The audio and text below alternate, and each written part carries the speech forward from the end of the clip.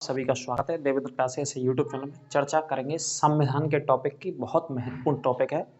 भाग 5 ही मैं अभी पढ़ा रहा हूँ। प्लेलिस्ट से जाकर के आप प्रीवियस वीडियो भी देखें, तब ये आगे का समझ में आएगा पार्ट आपके। आज का जो हमारा टॉपिक है वो है प्रधानमंत्री के विषय में पढ़ेंगे, और प्रधानमंत्री का सेकेंड पार्ट है। पहला पार्ट मैंने पढ़ा दिया, वहाँ से आप पढ़ लीजिएगा, नोट्स बना लें, और कोई दिक्कत शक समस्या कहीं से कैसे भी हो तो कमेंट करके आप पूछ सकते हैं उसी प्रश्न को। ठीक है, तो क्लास में बने रहें अंत तक, और ज़्यादा से ज़्यादा शेयर करें अपने दोस्तों और मित्रों के साथ। तो चर्चा करते हैं आज प्रधानमंत्री के दूसरे टॉपिक की। इसमें प्रधानमंत्री के साथ साथ मंत्री परिषद के कार्यों को भी देखेंगे। मंत्री परिषद के क्या कार्य रहते हैं, कैबिनेट का क्या अर्थ होता है, इसमें कितने प्रकार से मंत्री भारत सरकार में चुने जाते हैं, मंत्रिमंडल का कहाँ पे इस्तेमाल किया गया है, मंत्री परिषद सामूहिक रूप से किसके प्रति उत्तरदायी होती है, इन सभी प्रश्नों को देखें। और प्रधानमंत्री राष्ट्रीय स्तर पर कौन कौन सी संस्थाओं के अध्यक्ष होते हैं। ठीक है, बहुत इंपॉर्टेंट क्लास है, आपको इससे जानकारी मिलेगी बहुत सारी इंपॉर्टेंट, कि हमारे जो प्राइम मिनिस्टर है उनके अंदर में क्या क्या शक्तियाँ आती हैं, क्या क्या पावर्स होती हैं, और किस किस के वो अध्यक्ष होते हैं। तो देखते हैं, बने रहें क्लास में और नोट करते चलें। ठीक है, तो टॉपिक प्राइम मिनिस्टर ये हमारा भाग 5 में पढ़ रहे हैं, 52 से 78 तक। ये कॉमन बात है, आपको पता ही है। और प्रधानमंत्री की नियुक्ति कौन से आर्टिकल में होती है, आर्टिकल 75 में प्रधानमंत्री की नियुक्ति होती है। और कौन करते हैं प्रधानमंत्री को नियुक्त, भारत के राष्ट्रपति करते हैं। अब देखो, कुछ आयोग हैं, जैसे नीति आयोग का अध्यक्ष कौन होता है, आपसे पूछा जाए तो प्रधानमंत्री जी होते हैं। नीति आयोग से पहले क्या था, ये योजना आयोग। इसकी स्थापना हुई थी 15 मार्च 1950 को योजना आयोग की। इसके पहले अध्यक्ष थे प्रधानमंत्री जवाहरलाल नेहरू जी। तो तब से लेके आज तक जो भी भारत के प्रधानमंत्री होते हैं वही अध्यक्ष होते हैं हमेशा योजना आयोग के। योजना आयोग का नाम 1 जनवरी 2015 को भारत सरकार के द्वारा, वर्तमान भारत सरकार के द्वारा नीति आयोग कर दिया गया। तो इस समय नीति आयोग है और प्रधानमंत्री है नरेंद्र मोदी जी इसके अध्यक्ष। ठीक है, दूसरा पॉइंट है राष्ट्रीय एकता परिषद होती है, इसके भी अध्यक्ष कौन होते हैं, प्रधानमंत्री जी होते हैं। ये सब राष्ट्रीय स्तर की एजेंसी हैं, बहुत महत्वपूर्ण भारत सरकार में, इनके अध्यक्षता प्रधानमंत्री करते हैं। अगला है अंतरराज्यीय परिषद, जो कि आर्टिकल 263 में है। इसका गठन राष्ट्रपति के द्वारा होता है और इसके अध्यक्ष कौन होते हैं, प्रधानमंत्री होते हैं। जो राज्यों के मध्य समन्वय बनाने का काम करती है। अंतरराज्यीय परिषद का मतलब क्या हो गया, एक से अधिक राज्यों के मध्य और सरकारों के मध्य समन्वय बनाने का काम करती है। और इसके हेड कौन होते हैं, हेड ऑफ द स्टेट कौन होते हैं, प्रधानमंत्री। अध्यक्ष कौन होते हैं, प्रधानमंत्री जी। अंतरराज्यीय परिषद। अगला है राष्ट्रीय जल संसाधन परिषद के अध्यक्ष भी कौन होते हैं, प्रधानमंत्री होते हैं। बहुत नए पॉइंट मिलेंगे आपको, अगर आपने पहले ही पढ़ रखा है तो अच्छी बात है, रिवीजन हो जाएगा। राष्ट्रीय जल संसाधन, जो पूरे देश में पानी को लेकर के हम बात करें, पानी से संबंधित जल संसाधनों को लेकर के बात करें, तो उनके ऊपर जो अध्यक्ष रहते हैं वो प्रधानमंत्री जी होते हैं। निर्णय जल संसाधनों के ऊपर प्रधानमंत्री जी लेते हैं।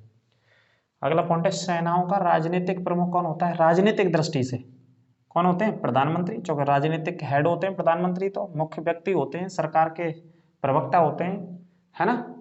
तो राजनीतिक दृष्टि से सेनाओं के अध्यक्ष भी कौन होते हैं, प्रधानमंत्री।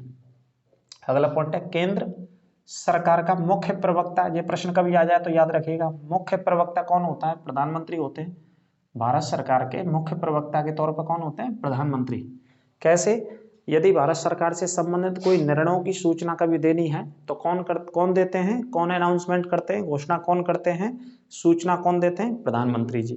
जैसा आपने कोविड के दौर में देखा होगा कि पूरे देश को बंद करना है, लॉकडाउन लगाना है, तो प्रधानमंत्री जी ने संबोधित किया। जीएसटी के विषय में जब जीएसटी कानून आया तब प्रधानमंत्री जी ने संबोधित किया। जब भारत में नोटबंदी की गई 8 नवंबर 2016 को, तब भी किसने संबोधित किया, प्रधानमंत्री जी ने। तो मुख्य प्रवक्ता के तौर पर प्रधानमंत्री जी काम करते हैं सरकार में। ठीक है, तो केंद्र सरकार के कौन होते हैं, मुख्य प्रवक्ता कौन होते हैं, भारत के प्रधानमंत्री जी। अब हेडिंग डाल लेना, ऐसे कुछ लोग देखेंगे मुख्यमंत्री रहे जो बाद में कौन बने, भारत के प्रधानमंत्री। पहले तो कौन रहे, वो राज्यों के सीएम रहे अपने किसी ना किसी राज्य के, और फिर बाद में उन्हें मौका मिल गया कौन बनने का, प्रधानमंत्री भी बने वो। तो ये प्रश्न कई बार पूछा गया है कि ऐसे कौन से मुख्यमंत्री रहे हमारे देश में जो मुख्यमंत्री रहने के बाद अपने अपने राज्यों में, अलग अलग राज्यों में जहाँ के भी रहे, उसके बाद भारत के प्रधानमंत्री भी बने। तो एक तो हमारे जो वर्तमान प्रधानमंत्री जी हैं, जो गुजरात के मुख्यमंत्री रह चुके हैं पहले, तो एक तो यही आंसर है आपका। और ये प्रश्न कई बार आ चुका है, ध्यान रखना। और आपको ऑप्शन ही मिलेंगे वहाँ, और ऑप्शन तब मिलेंगे जब आपको याद होगा ये वाला पॉइंट, कि भाई ऐसे कौन से चीफ मिनिस्टर रहे, कौन से मुख्यमंत्री रहे जो बाद में भारत के प्रधानमंत्री के पद तक पहुंचे या प्रधानमंत्री के पद के रूप में कार्य किया उन्होंने। तो आइए देखते हैं, क्लास को ज़्यादा से ज़्यादा शेयर करते रहिए। तो पहला पॉइंट लिखना, मोरारजी देसाई तत्कालीन मुख्यमंत्री रहे बम्बई राज्य के, 1952 से 56 तक मुख्यमंत्री रहे। उस समय 52 से 56 के बीच में क्या बोलते थे? बम्बई राज्य बोलते थे भाई साहब। जब ब्रिटिश सरकार से चली आ रही थी जो व्यवस्था, क्या बोलते थे? बम्बई राज्य बोलते थे। अब आप कहोगे कि साहब बम्बई राज्य के बाद तो बम्बई तो एक शहर है, राजधानी है इस समय, लेकिन ये व्यवस्था कब हुई? ये 1960 में जाकर के हुई थी व्यवस्था, जब भाषा के आधार पर राज्यों को बनाया गया था। तो 1 मई 1960 को महाराष्ट्र एक राज्य बनाया गया मराठी के आधार पर, गुजरात बनाया गया गुजराती भाषा के आधार पर। इसकी सिफारिश किसने करी थी? फजल अली आयोग ने, जो कि 1956 में पुनर्गठन अधिनियम के द्वारा हुए थे अलग। लेकिन उससे पहले क्या राज्य का नाम था? बम्बई। कब मुख्यमंत्री रहे? 52 से 56 तक सीएम रहे। कौन रहे? मोरारजी देसाई। ठीक है, सीएम रहे। लेकिन बाद में क्या, जो कि मार्च 1977 में पहले गैर कांग्रेसी प्रधानमंत्री भी रहे। नोट कर लेना, मोस्ट इंपॉर्टेंट लाइन है ये, लिख लेना। ये तो आप याद ही रखना, मैं आपको जो टॉपिक बता रहा हूँ क्या बता रहा हूँ, ऐसे कितने मुख्यमंत्री रहे जो बाद में कौन बनते हैं? बाद में प्रधानमंत्री बने। तो पहले तो ये हो गए, मोरारजी देसाई बम्बई के मुख्यमंत्री रहे, बाद में 1977 में पहले गैर कांग्रेसी प्रधानमंत्री बनते हैं। गैर कांग्रेसी प्रधानमंत्री का मतलब मेरे बालक ये हो गया कि पहली बार कांग्रेस को छोड़ करके कोई अन्य पार्टी के नेता प्रधानमंत्री बने। कांग्रेस हार गई और यहाँ कौन आ रही थी? इंदिरा गांधी जी हार गई थी, क्योंकि इंदिरा गांधी जी ने आंतरिक आपातकाल लगाया था 21 महीनों का 1975 से 77 तक। तो फिर चुनाव हुए, चुनावों में इंदिरा गांधी हार गई और कौन बने? मोरारजी देसाई, पहले गैर कांग्रेसी, मतलब कांग्रेस से नहीं आते थे। दूसरे चौधरी चरण सिंह जी 67 से 68 में रहे मुख्यमंत्री, फिर 1970 में रहे। कहाँ के रहे? उत्तर प्रदेश के ही, यूपी के ही मुख्यमंत्री रहे चौधरी चरण सिंह। ठीक है, और बाद में 1978 से 79 में भारत के कौन रहे? प्रधानमंत्री रहे भाई साहब। तो इस पॉइंट को भी नोट कर लेना, चौधरी चरण सिंह 67 से 68 और फिर दोबारा 70 में मुख्यमंत्री का पद संभाला इन्होंने, और 78 से 79 के बीच में भारत के प्रधानमंत्री रहे। किन के बाद प्रधानमंत्री रहे? इन्हीं के बाद, मोरारजी देसाई के बाद दूसरे प्रधानमंत्री रहे। ठीक है, तीसरे कौन से मुख्यमंत्री हैं? बीपी सिंह, विश्वनाथ प्रताप सिंह, जो यूपी के सीएम रह चुके थे। बाद में इनको भारत के प्रधानमंत्री का भी कार्यभार संभाला 1989 से 90 के बीच में, कुछ ही समय के लिए, कुछ एक महीने के लिए संभाला था इन्होंने, है ना, लेकिन रहे भारत के प्रधानमंत्री। और बीपी सिंह यूपी के मुख्यमंत्री भी रह चुके थे कुछ समय के लिए। अगले पीवी नरसिम्हा राव, जो कि दक्षिण भारत से आने वाले पहले भारत के प्रधानमंत्री बने। आपसे प्रश्न पूछा जाता है कि दक्षिण भारत से आने वाले पहले प्रधानमंत्री का नाम बताइए, या बनने वाले पहले प्राइम मिनिस्टर का नाम। तो क्या नाम था पहले प्रधानमंत्री? पीवी नरसिम्हा राव। ठीक है, तो 71 से 73 तक आंध्र प्रदेश के सीएम रहे थे। 1971 से 1973 तक आंध्र प्रदेश के मुख्यमंत्री रहे। कौन रहे आंध्र प्रदेश के मुख्यमंत्री? पीवी नरसिम्हा राव। और 1991 से 96 तक भारत के कौन बनते हैं? प्रधानमंत्री बनते हैं भारत के। ठीक है, 91 से 96 तक भारत के प्रधानमंत्री रहे। अगले नंबर पे आते हैं HD देवगौड़ा, ये रहे साहब कर्नाटक के मुख्यमंत्री। उसके बाद जून 1996 में भारत के प्रधानमंत्री भी बनते हैं। ठीक है जी, अगले प्रश्न पे आते हैं। अगला पॉइंट है नरेंद्र मोदी जी, जो वर्तमान में हमारे गुजरात के मुख्यमंत्री रह चुके हैं तकरीबन 14-15 साल तक। उसके बाद 2014 से 2024 तक भारत के प्रधानमंत्री के रूप में अभी कार्य कर रहे हैं, और उम्मीद है कि कार्य करेंगे आगे भी। ठीक है, तो इस पॉइंट को आप याद रखना। आगे बात करते हैं, तो ये बहुत इंपॉर्टेंट प्रश्न है, कई बार पूछा गया है कि भाई चीफ मिनिस्टर्स बताइए आप, ऐसे कौन से कितने मुख्यमंत्री हैं जो भारत के प्रधानमंत्री रहे। तो ये सभी मुख्यमंत्री पहले रह चुके हैं और बाद में भारत के प्रधानमंत्री के पद भी इन्होंने धारण किया है। किसी ने 5 साल के लिए कोई रहा है, तो कोई 2 साल के लिए रहा है, कोई कुछ महीनों के लिए रहा है, लेकिन प्रधानमंत्री जरूर रहे। ठीक है, तो सभी पॉइंटों को नोट कर लेना। आगे बात करते हैं, प्रश्न आता है भाई कैबिनेट क्या होता है। तो कैबिनेट से क्या मतलब होता है? तो कैबिनेट का मतलब है कैबिनेट मंत्रियों से होता है, इसका मतलब है ना। ये प्रश्न पूछा गया है कि भाई कैबिनेट का मतलब बताइए, तात्पर्य बताइए। तो कैबिनेट मतलब जो कैबिनेट के अंतर्गत आने वाले मंत्री होते हैं उन्हीं को कैबिनेट मंत्री बोलते हैं। ठीक है, या इनको कैबिनेट वालों को हिंदी में मंत्रिमंडल भी बोल सकते हैं। मंत्रिमंडल में विशेष कुछ ही महत्वपूर्ण मंत्री होते हैं जो प्रधानमंत्री के साथ मिल करके बहुत सारे महत्वपूर्ण फैसलों पर निर्णय लेते हैं या प्रधानमंत्री की मदद करते हैं फैसले लेने में। ठीक है, तो कैबिनेट में कैबिनेट स्तर के मंत्री होते हैं। अगला पॉइंट है संसदीय शासन व्यवस्था है हमारे यहाँ, बिल्कुल है। संसदीय शासन व्यवस्था कहाँ से अपनाई है हमने? इंग्लैंड के संविधान से या ब्रिटेन के संविधान से अपनाई है। तो संसदीय शासन व्यवस्था में वास्तविक कार्यपालिका की शक्ति किसमें होती है? प्रधानमंत्री में होती है साहब। वास्तविक कार्यपालिका की शक्ति प्रधानमंत्री में होती है और कार्यकारी कार्यपालिका की शक्ति राष्ट्रपति में होती है। वास्तविक जो निर्णय लेने होते हैं वो कौन लेता है? प्रधानमंत्री जी लेते हैं हमारे देश में। आगे बात करते हैं, मंत्री परिषद की नियुक्ति कौन से आर्टिकल में? 75 में ही। एवं मंत्री परिषद को पद मुक्त करना या पद से हटाना भी कौन से आर्टिकल में? 75 में। ठीक है, आपसे पूछा जाए कि भाई मंत्री परिषद की नियुक्ति, तो आंसर देंगे 75 में। मंत्री परिषद को पद से हटाना, मंत्री परिषद का मतलब उसे बर्खास्त करना या उसे हटाना भी आर्टिकल 75 में ही है। ठीक है, अगला पॉइंट है 75 के 2 में, आर्टिकल 75 के 2 में सभी मंत्री राष्ट्रपति के प्रति प्रसाद पर्यंत पद धारण करते हैं। कहने का मतलब है कि राष्ट्रपति जब चाहें तब मंत्रियों को पद से हटा सकते हैं प्रधानमंत्री की सलाह पर। प्रसाद पर्यंत का पद का मतलब यही होता है। ठीक है, इस पॉइंट को आप याद रखिएगा। जैसे राज्यपाल का कार्यकाल कितने वर्ष का होता है? 5 वर्ष का, लेकिन राज्यपाल राष्ट्रपति के प्रसाद पर्यंत पद धारण करता है आर्टिकल 156 में। 155 में राज्यपाल की नियुक्ति होती है और 156 में प्रसाद पर्यंत शब्द लिखा है कि जब तक राष्ट्रपति का प्रसाद है तो खाते रहो, जिस दिन राष्ट्रपति का प्रसाद खत्म हो जाएगा उस दिन ले लेंगे आपकी शक्तियों को। तो राष्ट्रपति कहने का मतलब है कभी भी आपको पद से हटा सकते हैं। प्रसाद पर्यंत का ये अर्थ होता है संवैधानिक भाषा में। ठीक है, अगला पॉइंट है, एक संस्था है वैज्ञानिक अनुसंधान एवं परिषद के अध्यक्ष कौन होते हैं? प्रधानमंत्री।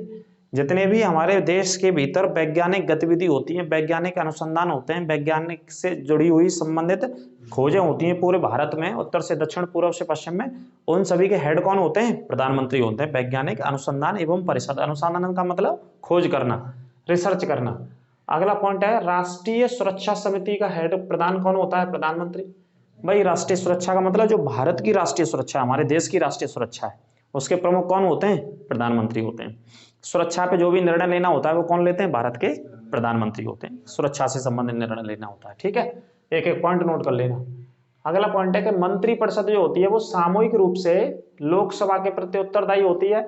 बड़ा मोस्ट इंपोर्टेंट सा पॉइंट है, इसे छाप लेना आप, कई बार पूछा गया है। होती है, यह एक संवैधानिक बाध्यता है। संवैधानिक बाध्यता का मतलब ये हो गया कि मंत्री परिषद की जवाबदेही होनी ही चाहिए लोकसभा के प्रति। इसमें कोई भी कंप्रोमाइज और समझौता कहीं पर नहीं है। संविधान में ये लिखा हुआ है कि जो मंत्री होते हैं, मंत्री परिषद के अंतर्गत होते हैं लगभग 60-70 मंत्री। तो 60-70 जितने भी मंत्री होंगे उनकी जिम्मेदारी, उनकी जवाबदेही कहाँ पे होगी? लोकसभा के भीतर। उनको अपनी जवाबदारी फिक्स करनी ही होती है आर्टिकल 75 के 3 में। ये संवैधानिक बाध्यता है।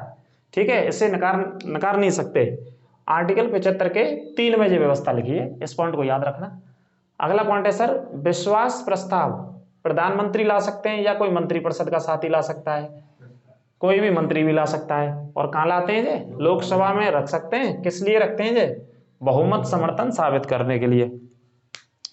विश्वास प्रस्ताव मंत्री परिषद के द्वारा या प्रधानमंत्री के द्वारा तब लाया जाता है जब सरकार के खिलाफ अविश्वास प्रस्ताव आया हो।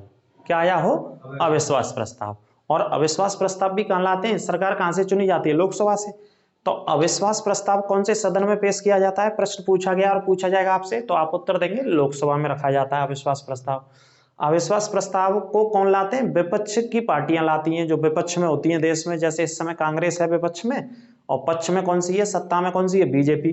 तो अभी हाल ही में जब लोकसभा की कार्रवाई चल रही थी, तो लोकसभा की स्पेशल सेशन में नहीं, जो महिला आरक्षण आया इससे पहले, तो उस सेशन के अंदर जब लोकसभा का सेशन चल रहा था तो अविश्वास प्रस्ताव लाया गया। कांग्रेस के विपक्ष के जो नेता थे, सांसद थे, एक गौरव गोगोई हैं, उनके द्वारा अविश्वास प्रस्ताव लाया गया। विपक्ष में से भी कोई एक सांसद पहल कर सकता है, तो गौरव गोगोई के द्वारा अविश्वास प्रस्ताव सरकार के खिलाफ लाया गया, जो वर्तमान हमारी सरकार है बीजेपी की, काम कर रही है देश में। ठीक है, और कितने सांसद होने चाहिए अविश्वास प्रस्ताव के लिए? 50। ये पॉइंट भी छाप लेना और नोट कर लेना। अविश्वास प्रस्ताव लाने के लिए कितने सदस्यों की जरूरत होती है? 50 सदस्य लाते हैं अविश्वास प्रस्ताव, फिर लोकसभा के अध्यक्ष से मांग करते हैं और लोकसभा अध्यक्ष उसमें अनुमति देता है। फिर सरकार को विश्वास प्रस्ताव लाना होता है उसके अगेंस्ट में। विश्वास प्रस्ताव का ये मतलब होता है कि सरकार उसे खारिज कराती है और सरकार ये सिद्ध करती है लोकसभा के भीतर कि हमारे पास पूरा बहुमत है, ठीक ठाक बहुमत है, यानी कि उनके पास सदस्यों की सीटों की कोई कमी नहीं है, तो वो खारिज हो जाता है जब सरकार साबित करती है। तो वही प्रश्न है कि भाई विश्वास प्रस्ताव कहाँ आता है? लोकसभा के अंदर। अविश्वास प्रस्ताव कहाँ पे रखते हैं? लोकसभा के अंदर। अविश्वास प्रस्ताव को विपक्ष की पार्टी लाती है, विश्वास प्रस्ताव सरकार लाती है, ठीक है। इधर से प्रधानमंत्री भी ला सकते हैं, कोई मंत्री भी ला सकता है, लेकिन उधर से भी कोई सांसद ला सकता है, जो भी विपक्ष का हो। अगला पॉइंट है भारतीय राजनीतिक व्यवस्था में, या जहां हम लिख सकते हैं भारतीय संघात्मक व्यवस्था में भी लिख सकते हैं इस पॉइंट को। राजनीतिक लिख लो, ये संघात्मक शब्द भी लिख लो। होता क्या है, भारतीय राजनीतिक व्यवस्था में कार्यपालिका है। कार्यपालिका का मतलब मंत्रिपरिषद। सरल में आप समझिएगा, नहीं समझे तो कार्यपालिका का मतलब किससे है? मंत्रिपरिषद से। कार्यपालिका किसके अंतर्गत काम करती है? विधायिका के अंतर्गत रहकर काम करती है। अब आप कहेंगे कैसे गुरुजी काम कर रही है? तो ऐसे काम कर रही है, दोबारा देखो। हमारे देश की जो राजनीतिक व्यवस्था है, या हमारे देश की जो संघात्मक व्यवस्था है, उसमें क्या व्यवस्था है, स्ट्रक्चर क्या है संविधान का? कि जो कार्यपालिका होती है, कार्यपालिका में आ गए सब मंत्री, पूरी मंत्रिपरिषद आ गई, जितने भी 60-70 मंत्री होते हैं। तो जो मंत्रिपरिषद होती है वो किसके अंतर्गत रह करके काम करती है? विधायिका के। और विधायिका का मतलब हो गया लोकसभा से। तो लोकसभा के अंतर्गत रह करके काम करती है। कौन काम करती है? मंत्रिपरिषद। ये वाले शब्द आपको नहीं मिलेंगे, ये मैंने समझाने के लिए लिखे हैं आपको। आप ये याद रखेंगे, भारत की राजनीतिक व्यवस्था में कार्यपालिका विधायिका के अंतर्गत काम करती है, यानी कि मंत्री जितने भी होते हैं या मंत्रिपरिषद जितनी भी होती है वो किसके अंतर्गत काम करेगी? लोकसभा के अंतर्गत काम करेगी। नोट कर लेना, ये प्रश्न पूछे गए कई बार। अब कुछ ऐसे प्रधानमंत्रियों की हम चर्चा करते हैं आपके सामने कि वो प्रधानमंत्री एक से अधिक बार भारत में उनको मौका मिला है पद संभालने का, प्रधानमंत्री रहे भी हैं सफलतापूर्वक अपने अपने शासन कालों में। कई बार ये पूछा जाता है, आपके सामने नाम आ जाएंगे, बताइए इनमें से कितने ऐसे प्रधानमंत्री हैं जो एक बार से अधिक पदों पर आसीन रहे हैं, ठीक है। तो देखते हैं कौन कौन से ऐसे प्रधानमंत्री हैं। जैसे अगर मैं आपको बताना चाहूं तो वैसे भी याद होंगे आपको और रिवीजन हो जाएगा। सबसे पहले आप किसी भी प्रधानमंत्री को ले सकते हैं, अटल बिहारी वाजपेयी जी 3 बार प्रधानमंत्री रहे, 13 महीने के लिए, 13 दिन के लिए और एक बार 5 साल के लिए, तो 3 बार प्रधानमंत्री हो गए।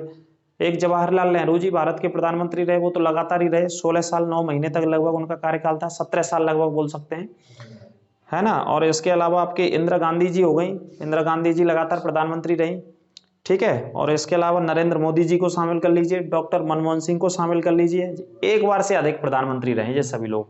और गुलजारी लाल नंदा भी, ये एक बार से अधिक मतलब 2 बार या 3 बार। तो देखो पॉइंट बना के लिखना, एक बार से अधिक प्रधानमंत्री रहने वाले भारत के कौन कौन से ऐसे प्रधानमंत्री हैं, ये लाइन बना लेना आप।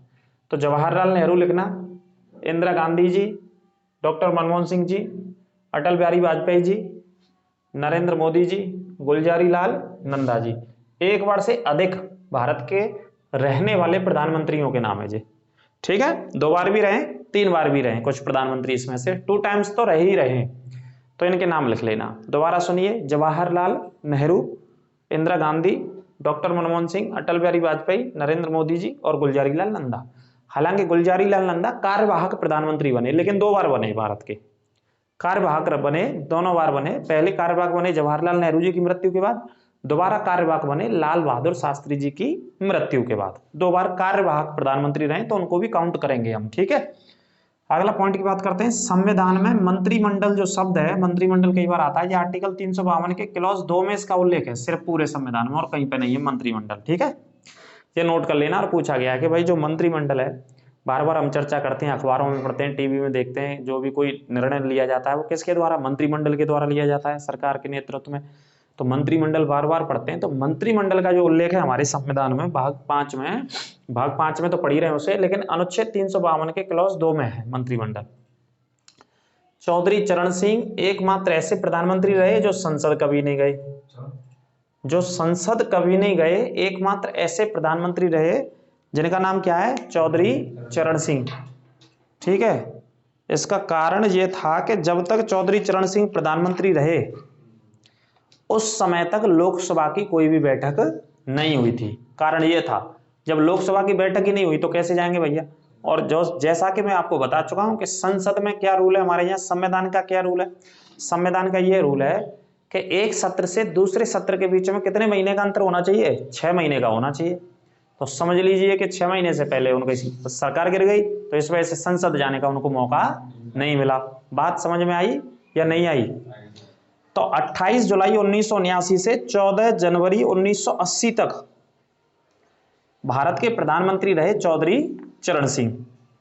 तो उनके इस पूरे कार्यकाल के दौरान लोकसभा की बैठक नहीं हो पाई थी। जैसे ही लोकसभा की बैठक होनी थी, मान लीजिए कल बैठक होनी है लोकसभा की, एक दिन पहले ही सरकार गिर गई उनकी। कितने मतलब आप क्या कहें, कुछ कह नहीं सकते। कैसे कैसे आदमी रहे होंगे कि लोकसभा में उन्हें जाने का मौका मिलता है एक दिन बाद, एक दिन बाद ही गिरवा देते सरकार। कम से कम पहुंच तो जान देते, जो क्वेश्चन बनवा दो बेकार में खामा का। और जो क्वेश्चन तमाम बच्चन ने परेशान कर रहा हो सालों साल कि एकमात्र प्रधानमंत्री जो लोकसभा नहीं गए। अब बच्चा तो पढ़ लेता है कॉमन कि जे ऐसे का चक्कर पड़े वो भाई कि लोकसभा नहीं गए, जाना तो चाहिए, सब प्रधानमंत्री जानते। तो उसके पीछे कारण क्या था? कारण यही था कि तब तक 28 जुलाई 1979 से 1980 जनवरी तक रहे, उस बीच में लोकसभा या संसद की कार्रवाई नहीं हुई। और संसद की कार्रवाई होनी थी अगले दिन, एक दिन पहले ही सरकार गिर गई उनकी। तो सरकार गिर गई तो इस्तीफा देना पड़ गया। तो ये था पूरा मामला चौधरी चरण सिंह जी के संसद ना जाने के पीछे। ठीक है सर, अगले पॉइंट पे आते हैं।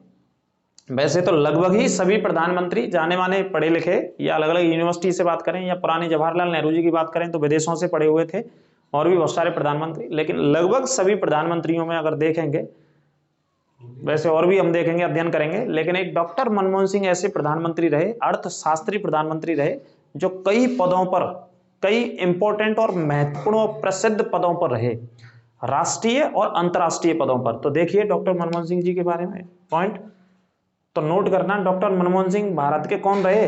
वित्त मंत्री भी रह चुके थे, विदेश मंत्री के रूप में भी काम किया उन्होंने, योजना आयोग के उपाध्यक्ष भी रहे डॉक्टर मनमोहन सिंह जी, आरबीआई के गवर्नर भी रहे, जो नोटों पे साइन आते हैं, रिजर्व बैंक ऑफ इंडिया के गवर्नर भी रहे डॉक्टर साहब, और अंतरराष्ट्रीय मुद्रा कोष के प्रतिनिधि के रूप में भी काम किया इन्होंने। इसे बोलते हैं शॉर्ट में IMF, इंटरनेशनल मॉनेटरी फंड के नाम से जाना जाता है। तो इतने पदों पर आसीन रहे, और इससे पहले कई वर्षों तक लगातार उन्होंने अर्थशास्त्र नामक सब्जेक्ट्स को पंजाब यूनिवर्सिटीज के अंदर पढ़ाया। कहां पे पढ़ाया? पंजाब विश्वविद्यालय के अंदर पढ़ाया। प्रोफेसर रहे कई वर्षों तक। कौन सी सब्जेक्ट पढ़ाई उन्होंने? इकोनॉमिक्स। और इकोनॉमिक्स के ही व्यक्ति थे, इकोनॉमी को ही, भारत की इकोनॉमी को एक तरीके से उन्होंने बात करें तो 1991 में वित्त मंत्री थे, 1991 में वित्त मंत्री थे डॉक्टर नरसिम्हा राव जी की सरकार में। तो उस समय उन्होंने एक व्यवस्था को लागू कराया। उस व्यवस्था का नाम, उस नीति का नाम, उस पॉलिसी का नाम पढ़ते हैं हम LPG पढ़ते हैं, हिंदी में से वैश्वीकरण भी कहते हैं या उदारीकरण की व्यवस्था कहते हैं। इसको लाने वाले डॉक्टर मनमोहन सिंह जी थे। ठीक है, तो इतने पदों पर रहे, और बाद में 10 साल तक भारत के प्रधानमंत्री भी रहे, और वर्तमान में भी राज्यसभा के सांसद हैं। लेकिन अब अस्वस्थ हैं, तकरीबन उम्र उनकी 90 साल से ऊपर हो चुकी है, 94 या 95 साल की मेरे ख्याल से शायद उम्र है, तो बहुत ज़्यादा अस्वस्थ हैं। ठीक है, तो प्रधानमंत्री डॉक्टर साहब इतने पदों पर रहे। हालांकि जन्म डॉक्टर साहब का अविभाजित पाकिस्तान में हुआ था। जब देश के बंटवारे से पहले, देश का बंटवारा नहीं हुआ था, तो उससे पहले ही उनका जन्म तो कहाँ पे हुआ था? पाकिस्तान वाले हिस्से में, जो कि इस समय कहाँ पे चला गया? वो हिस्सा पाकिस्तान के साइड में। अविभाजित का मतलब है कि जब बंटवारा नहीं हुआ, उस समय के हिसाब से देखेंगे तो पाकिस्तान साइड में उनका जन्म हुआ था। ठीक है, ऐसे पढ़ते हैं, तो पढ़िएगा इन सारे पॉइंटों को। एक व्यक्ति जो इतने पदों पर रहे और बाद में भारत के 10 साल तक प्रधानमंत्री रहे, और 10 साल प्रधानमंत्री कब रहे डॉक्टर साहब? 2004 से लगा करके 2014 तक लगातार भारत के प्रधानमंत्री रहे, 10 वर्षों तक। UPA फर्स्ट, ये गठबंधन का नाम है, और UPA सेकंड, जो कांग्रेस का गठबंधन था सारी पार्टियों को मिला करके। आगे बात करते हैं। लोकसभा के कुल सदस्य संख्या के 15% से अधिक क्या नहीं बन सकते? मंत्री नहीं बन सकते। ये पॉइंट नोट कर लेना भाई। लोकसभा के कुल सदस्य जितने हैं, लोकसभा के कुल सदस्य कितने हैं? 545। 545 का यदि 15% हम निकालेंगे तो जो मंत्री की संख्या निकल के आएगी मंत्रियों की, उससे अधिक भारत में मंत्री नहीं बनाए जा सकते। भारत सरकार में, माफ कीजिए, सरकार की हम बात कर रहे हैं। कितने परसेंट से अधिक? 15। दोबारा सुनो, लोकसभा के कुल सदस्य संख्या के 15% से अधिक मंत्री नहीं बनाए जा सकते। इसके लिए एक संशोधन किया गया था, 91वां संशोधन था, और ये संशोधन कब किया गया? 2003 में किया गया। इंपॉर्टेंट लिख लेना, वेरी इंपॉर्टेंट। ठीक है, 91वां संशोधन था, वर्ष 2003 में किया गया था। अगर 15 अगस्त 1950 की 49 की बात करें तो उस समय जो मंत्रियों की संख्या होती थी, मैं आपको बताऊं कौन सी वर्ष बता रहा हूं भैया मैं? 15 अगस्त 1900, देखो 15 अगस्त 1947 को मंत्रालयों की संख्या 18 होती थी। कितनी होती थी? सिर्फ 18 होती थी, या 18 मंत्री होते थे, ऐसा मान लो। कब की बात है? 15 अगस्त 1947 को। कहने का मतलब है कि जब देश आजाद हुआ था उस समय जो शक्ति किसके हाथों में थी? अंतरिम सरकार के तहत जवाहरलाल नेहरू जी के नेतृत्व में काम कर रहे थे। तो उस समय 18 मंत्रालय हुआ करते थे। लेकिन इस समय मंत्रालयों की या मंत्रियों की बात करें तो जो मंत्री परिषद हमारी पूरी होती है उसमें 60 से 70 तक मंत्री होते हैं। ठीक है, 60 से 70 का मतलब है जो 15% के अंतर्गत आएगा। 15 अगस्त 1949 को 18 मंत्रालय हुआ करते थे। चाहो तो इस पॉइंट को भी नोट कर लेना आप। लेकिन इस व्यवस्था को बदला गया। 91वें संविधान में संशोधन किया गया। वर्ष 2003 थी और प्रधानमंत्री थे अटल बिहारी वाजपेयी जी। उनके समय में यह संशोधन किया गया और कहा गया कि जितनी हमारी लोकसभा के सदस्य हैं उसके 15% से अधिक मंत्री भारत सरकार में नहीं बनेंगे, नहीं बनाए जा सकते। बहुत बढ़िया, अगले पॉइंट पे चलते हैं। केंद्रीय मंत्रिमंडल के पुनर्गठन का सुझाव। जो केंद्रीय मंत्रिमंडल काम करता है इस समय, उसका दोबारा से गठन हुआ, उसके पुनर्गठन का सुझाव दिया गया। तो पुनर्गठन का सुझाव कब दिया गया? 1949 में। तो एक व्यक्ति के द्वारा दिया गया जिनका नाम था गोपाल स्वामी अयंगर।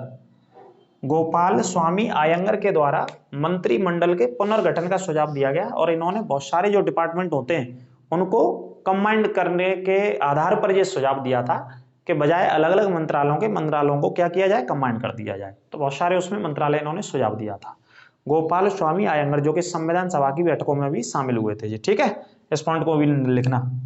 अब देखो, जैसे प्रधानमंत्री काम करते हैं तो प्रधानमंत्री के नेतृत्व में एक कैबिनेट तो होती है ही। कैबिनेट का मतलब सिलेक्टेड आदमी, 15-20 मंत्री सिर्फ, और मंत्रिपरिषद का मतलब पूरे मंत्री होते हैं मंत्रिपरिषद में। ठीक है, मंत्रिपरिषद में पूरे होते हैं 60-70 और कैबिनेट में सिर्फ 15-20 लोग होते हैं। ये मूल अंतर है इन दोनों में। एक शब्द है संविधान में, आंतरिक कैबिनेट कह सकते हो इसे, या किचन कैबिनेट कह सकते हो। ये किचन कैबिनेट नामक शब्दावली जो आई वो आई थी इंदिरा गांधी के समय में, बहुत शक्तिशाली इंदिरा गांधी के समय में जो आई थी। इसका अर्थ क्या होता है? माफ कीजिए, क्या बोलते हैं इसे? किचन कैबिनेट या आंतरिक कैबिनेट। या तो आप ये कह लीजिए कि इसमें जो कैबिनेट के मंत्री होते हैं वो शामिल होते हैं, जो कैबिनेट मिनिस्टर्स होते हैं, जैसे गृह मंत्री हो गए, रक्षा मंत्री हो गए, वित्त मंत्री हो गए, बड़े बड़े जो मंत्रालय, जो प्रमुख मंत्रालय हमारे देश की सरकारों के, वो सभी मंत्री इसके अंतर्गत आते हैं, जिसे हम आंतरिक कैबिनेट कहते हैं। और इसका मुखिया कौन होता है? भारत के प्रधानमंत्री होते हैं। या प्रधानमंत्री इसमें किन लोगों को शामिल कर सकते हैं? जो प्रधानमंत्री के बिल्कुल विश्वास पात्र हों, विश्वास योग्य हों। सरकार के बाहर के लोगों को भी शामिल कर सकते हैं इसमें, अपने घर परिवार के लोगों को भी शामिल कर सकते हैं इसमें। और इसका अर्थ ये होता है, तात्पर्य ये है किचन कैबिनेट से, कि उन लोगों की मदद से जब कभी फैसले लेने होते हैं राष्ट्रीय स्तर पर, तो प्रधानमंत्री उनकी मदद से फैसले लेते हैं देश के स्तर पर। तो ऐसी व्यवस्था को किचन कैबिनेट बोला गया है। मतलब प्रधानमंत्री के सिलेक्टेड आदमी, बिल्कुल प्रधानमंत्री के विश्वास पात्र आदमी, तो उनके आधार पर प्रधानमंत्री फैसले लेते हैं। इस शब्द को सबसे ज्यादा जो हाईलाइट मिली या लाइमलाइट मिली वो इंदिरा गांधी जी के समय में मिली थी। ठीक है, तब से ये काम कर रहा है, तो इसे लिख लेना। तो लगभग इसमें मंत्रियों की संख्या जो रहती है वो कितने रहते हैं? 15-20 रहते हैं। अगला पॉइंट है, मंत्रिपरिषद एक बहुत बड़ा निकाय होता है जिसमें मंत्रियों की संख्या 60 से 70 तक होती है।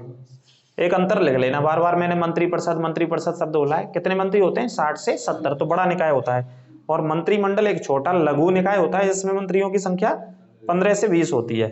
ठीक है, तो ये दोनों एक बेसिक पॉइंट मैंने आपके लिए लिखा है। तो ये थी हमारी क्लास। आज सेकंड पार्ट की क्लास कैसी लगी कमेंट करके अवश्य बताइएगा। ज़्यादा से ज़्यादा शेयर करें अपने दोस्तों मित्रों के साथ। नए हैं तो चैनल को अवश्य सब्सक्राइब करें और पुराने हैं तो शेयर करें अपने दोस्तों और मित्रों के साथ। इसी तरीके से पढ़ते रहिए और अपने सुझाव देते रहिए। कौन सी क्लास आपको एग्जाम के हिसाब से, वैसे तो मैं लगभग पढ़ा ही रहा हूँ, टॉपिक्स आपको सभी कवर करा दिए हैं लगातार। UPSSC पेट की जितने भी क्लास हैं वो पढ़ा दिए हैं। पेपर अभी बहुत लेट है, जो भी टॉपिक रह गया है 5-5 पोर्शन का, उसके लिए भी आपके लिए क्लास बना देंगे, आप चिंता ना करें, पढ़ते रहें। GS के पोर्शन पे ज़्यादा ध्यान दें, क्योंकि 50 नंबर का रहा है UPSSC पेट में। ठीक है, जिनका भी पेट का एग्जाम है। हालांकि और भी पोर्शन पे ध्यान दें, ऐसी बात नहीं। DI भी पढ़िए मैथ में, आप percentage, ratio, profit and loss, in 2-3 topic को अच्छे से कर लीजिए, तो इनसे सवाल सॉल्व होते हैं। कौन से? DI वाले, तो उसको भी आप अच्छे से पढ़िए। जीके तो पढ़िए, स्टैटिक जीके पढ़ते रहिए, विविध पढ़ते रहिए, उसके लिए आप बहुत अच्छे से UPSSC पेट के लिए। बाकी किसी भी परीक्षा के लिए इन सारे पॉइंटों को आप पढ़ते रहिए। ज़्यादा से ज़्यादा शेयर करते रहिए। क्लास कैसी लगी अवश्य बताएं, अपने सुझाव अवश्य दें। इसी तरीके से चैनल के साथ आप बने रहिए। आने वाले समय में बहुत जल्दी आपके लिए जो भर्ती आ रही हैं उसके लिए पूरी टीम हमारे चैनल पे पढ़ाएगी, आप चिंता ना करें बिल्कुल। लेकिन अभी आप जीएस का लुत्फ उठाइए और जीएस को स्ट्रॉन्ग कीजिए। जीएस को आपको बिल्कुल मजबूत कराएंगे और आपको एक वर्दी दिलवाएंगे। वर्दी कोई भी लीजिए आप, जो आपको पसंद हो उस वर्दी को लीजिए, ठीक है, चाहे पुलिस की लीजिए, चाहे आर्मी की लीजिए, चाहे एयरफोर्स की, चाहे नेवी की, क्योंकि सब के लिए आपको जो भी वर्दी चाहिए, जो भी आधिकारिक पोस्ट चाहिए, सबके लिए आपको पढ़ना पड़ेगा। और उसमें भी सबसे ज़्यादा जो पोर्शन आजकल एग्जाम में कर रखा है वो काय का कर रखा है, जीएस का सबसे ज़्यादा पोर्शन है। तो जीएस पे अच्छे से कमांड बनाइए।